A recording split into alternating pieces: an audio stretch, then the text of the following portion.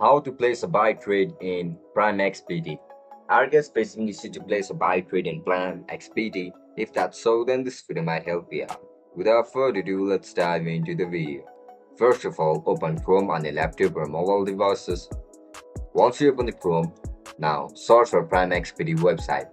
As soon as you enter this website, log in into your account with your registered email and password.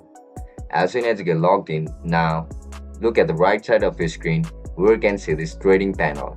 Now select the currency that you want to trade on. If you want to trade on BTC USD, now just select the lot size that you want to risk on this trade.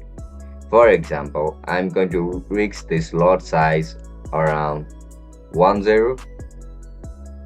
It will take some time to refresh. Now just simply tap on buy order. After you click on buy order, now tap on send order.